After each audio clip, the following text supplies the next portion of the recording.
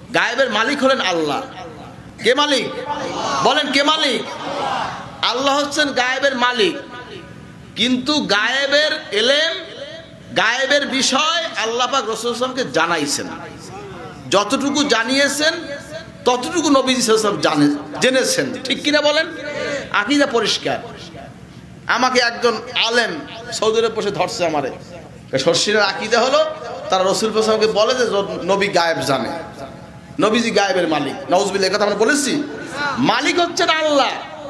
রাসূলকে আল্লাহ পাক গায়েবের সংবাদ জানিয়েছেন, যতটুকু জানিয়েছেন ততটুকুই নবীজি জানেন। ঠিক কিনা বলেন? এইটি শর্ষিনের আকীদা। আমাদেরকে ওই বেদাতীদের সাথে মিলাবেন না, খবরদার বলে দিলাম। না জেনে না শুনে একজনের সাথে মিলিয়ে দিবেন, এটা আমরা মানতে রাজি না। কি মানতে রাজি? কোনোদিনও না। আমাদের আকীদা স্বচ্ছ, আমাদের আকীদা পরিষ্কার ইনশাআল্লাহ। কোন রকম গোজামির আকীদা শর্ষিনার নাই।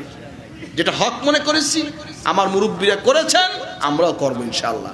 বলেন আল্লাহ কবুল করবো না? আমিন। শর্ষিনার মত কোরআন হাদিস ইজমা কিয়াস অনুযায়ী শর্ষিনার মত, ব্যক্তিগত কোনো মত শর্ষিনার নাই। ঠিক কিনা কন? এই যে তরিকাতের সবক, বড় আব্বা, দাদা, আমার বাবা, আমার হযরত পীর সাহেব কেবলা, তারা কেউ এগুলি ব্যক্তিগতভাবে সবক দেন নাই। শাহ ওলিউল্লাহ মুহাদ্দিস দেহলভী রহমাতুল্লাহ আলাইহি তার লিখিত কিতাব আল শিফাউল আলিল আল কাউলিল জামিল, এই কিতাবে তিনি তরিকাতের সবক যেভাবে লিখেছেন কোরআন হাদিস অনুযায়ী, সেইভাবেই এই সবকগুলি দেওয়া হচ্ছে। কন্যা আলহামদুলিল্লাহ। প্রত্যেকটা কাজের আমলের মধ্যে জিকির, মুরাকাবা, দরুদ শরীফ, ইস্তিগফার, বায়াত, সব কিছুর পিছনে কোরআন শরীফের আয়াত আছে, হাদিস আছে, দলিল আছে। এগুলি মাইনাস করার কোনো সুযোগ নাই। আল্লাহ পাক আমাদের সকলকে নেক আমল করার তৌফিক দান। আমিন। জোরে বলেন না আল্লাহুম্মা আমিন।